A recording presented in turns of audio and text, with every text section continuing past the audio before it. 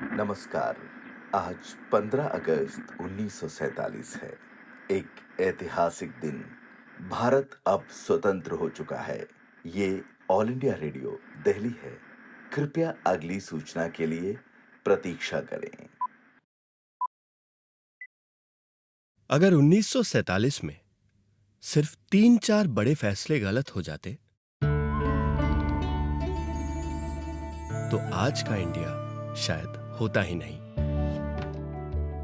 ना आज वाला नक्शा होता, ना एक झंडा, ना एक ही सरकार। हो सकता था दिल्ली अलग देश होता, हैदराबाद अलग, कश्मीर अलग, और हम आज एक टुकड़ों में बटा हुआ इलाका होते। तो सवाल ये नहीं है कि 1947 में क्या गलत हुआ। सवाल ये है, इतने दबाव के बावजूद देश टूटने से कैसे बचा।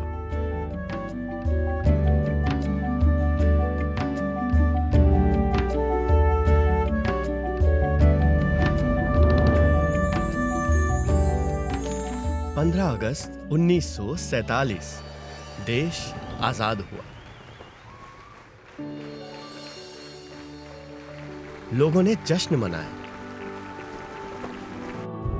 लेकिन साथ ही रेड क्लिफ लाइन ने पंजाब और बंगाल को बांट दिया।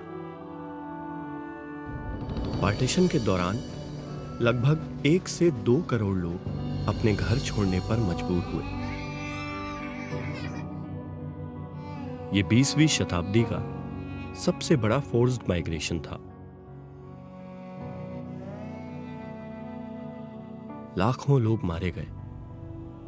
एग्जैक्ट नंबर आज भी डिबेटेड है। पंजाब में इंडस्ट्रियल एसेट का बड़ा हिस्सा वेस्ट पंजाब में था। विभाजन के बाद हेवी इंडस्ट्री पाकिस्तान में चली गई। ईस्ट पंजाब के पास न इंडस्ट्रियल बेस बचा, न trained skilled manpower. Railway lines 2 देशों में बांट दी गईं। कोल सप्लाई डिसरप्ट थी। स्किल्ड स्टाफ माइग्रेट कर गया। एडमिनिस्ट्रेटिव कैडर डिप्लीटेड था। और इस सब के बीच ब्रिटिश इंडिया 2 हिस्सों में डिवाइडेड था, ब्रिटिश प्रोविंसेस और प्रिंसली स्टेट्स। ब्रिटिश ने पैरामाउंसी खत्म कर दी। 560 से ज्यादा रियासतें एक ही दिन में लीगली इंडिपेंडेंट हो गईं। देश का करीब 40% टेरिटरी और 20% से ज्यादा आबादी सीधा भारत के कंट्रोल में नहीं थी। यह सिर्फ फ्रीडम का मोमेंट नहीं था, यह स्टेट कोलैप्स का रियल रिस्क था। 15 अगस्त 1947 को लीगल वैक्यूम क्रिएट हो गया। रियासतों के पास 3 ऑप्शंस थे। इंडिया ज्वाइन करो, पाकिस्तान ज्वाइन करो, या फिर इंडिपेंडेंट रहो। सोचिए अगर रियासतें अलग रह जाती, रेलवे नेटवर्क टूट जाता, डिफेंस कमांड फ्रैगमेंट हो जाता, कस्टम्स बॉर्डर्स बन जाते, दिल्ली से मुंबई जाने के लिए परमिशन लेनी पड़ती। इसीलिए बनाया गया इंस्ट्रूमेंट ऑफ एक्सेशन। रियासतें साइन करती थी और 3 सब्जेक्ट सेंटर को देती थी: डिफेंस, एक्सटर्नल अफेयर्स, कम्युनिकेशंस। बाकी इंटरनल मैटर्स टेम्पररीली रियासत के पास रह सकते थे। इसका मतलब नेशनल सर्वाइवल पावर सेंटर के पास। 1947 से 1949 के बीच ज्यादातर रियासतें भारत में शामिल हो गईं।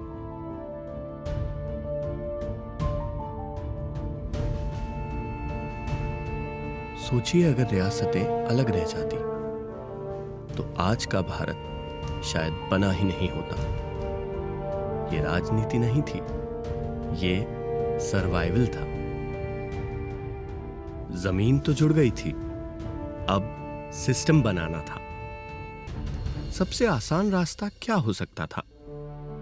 एक strong central leader, emergency rule, power एक जगह कॉन्सेंट्रेट, कई नए देशों ने वही किया, लेकिन भारत ने क्या किया? उसका बिल्कुल उल्टा। बनाया संविधान। 1946 से 1949 तक लगभग 3 साल डिबेट चली। 7,600 से ज्यादा अमेंडमेंट्स प्रपोज हुए। इमरजेंसी पावर्स पर इंटेंस डिबेट हुई। आर्टिकल 21 में ड्यू प्रोसेस की जगह प्रोसीजर एस्टैब्लिश्ड बाय लॉ रखा गया। 26 जनवरी 1950 को संविधान लागू हुआ।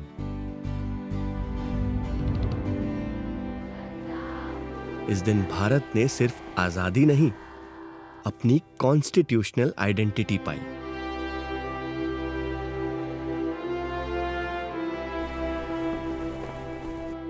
संविधान ने पावर को 3 हिस्सों में बांटा: लेजिस्लेचर, एग्जीक्यूटिव और जुडिशरी। और सुप्रीम कोर्ट को यह अधिकार दिया, अगर सरकार संविधान के खिलाफ कानून बनाए तो उसे रद्द किया जा सकता है। यहां व्यक्ति नहीं, नियम चलते हैं।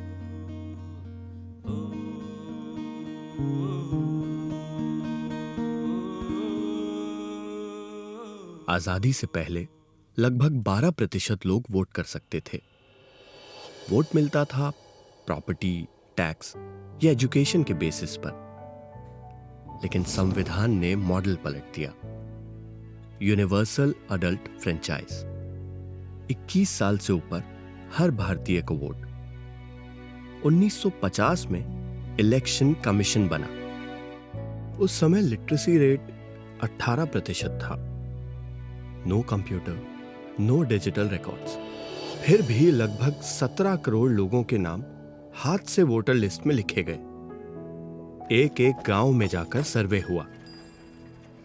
पार्टीशन के दौरान लाखों लोग अपना घर खो चुके थे। उन्हें भी वोटर लिस्ट में शामिल किया गया। दुनिया का सबसे बड़ा डेमोक्रेटिक एक्सरसाइज 1951-52 में कंडक्ट हुआ। बैलेट ने बुलेट की जगह ली। Radio communication backbone, railway economic backbone, डाक विभाग रूरल कनेक्टिविटी बैकबोन। फोकस क्या था? स्पीड नहीं, स्टेबिलिटी।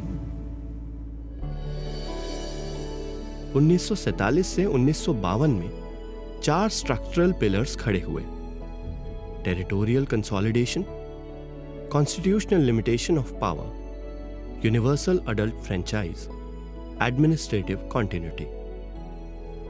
और भारत ने चूज किया पावर नहीं, प्रोसेस, स्पीड नहीं, स्टेबिलिटी, अथॉरिटी नहीं, अकाउंटेबिलिटी। और शायद इसीलिए भारत टिक गया।